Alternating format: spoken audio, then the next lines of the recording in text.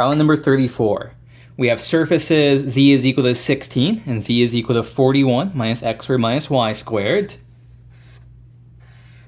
And so these two surfaces are going to intersect in a curve. What will this look like here?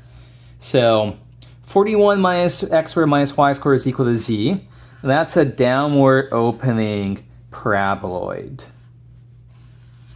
So downward opening paraboloid here. And z is equal to 16 is going to be some fixed plane here, parallel to the xy plane. And it's just going to cut a circle here.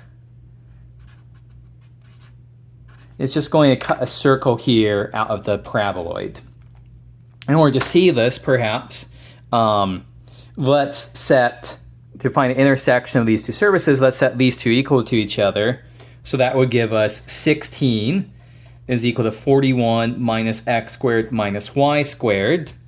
Rearranging, we would get x squared plus y squared is equal to 25. So this would be the circle of x squared plus y squared is equal to 25, and in the plane z is equal to 16.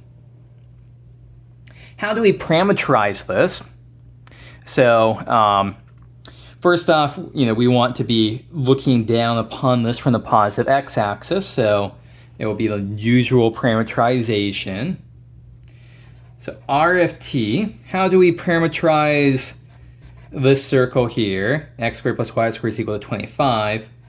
Our usual 5 cosine t, 5 sine t parameterization works.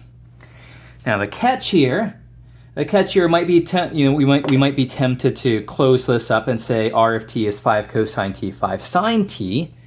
But we need to remember we're working in three-dimensional space here, and there's a z component. We're not working in the plane, we're working in three-dimensional space here. And z is always 16 here. So this is our parameterization where t runs from 0 to 2 pi.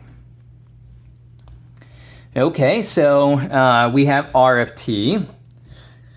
So now we just need to find the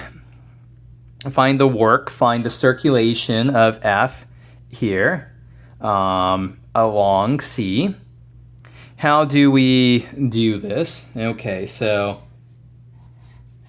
integral of f dot dr is going to equal the integral from 0 to 2 pi of f of r of t dot product r prime of t dt. So we have to compute this expression right here.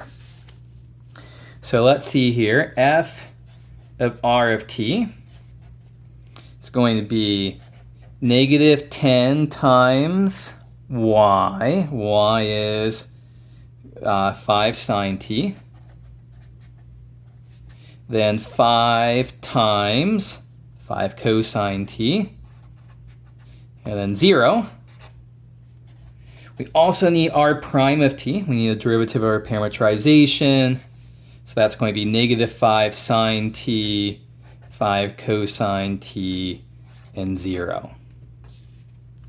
Okay, so when we take the dot product here, f of r of t dot product r prime of t, this times this will give us 250 sine squared t plus this times this, that will be plus 125 cosine squared t. And so we need to integrate from 0 to 2 pi of 250 sine squared t plus 125 cosine squared t. Okay, so at this point we'd want to use like double angle and half angle identities to evaluate this. Let me just say here that the answer ends up being 375 pi as your final answer. Part of that should be that it's not too hard to know. It's not too hard to remember that the integral of sine squared of t from 0 to 2 pi is pi, and integral from let me just write this down here. Integral from 0 to 2 pi of sine squared t dt, and the integral from 0 to 2 pi of cosine squared t dt those are both pi.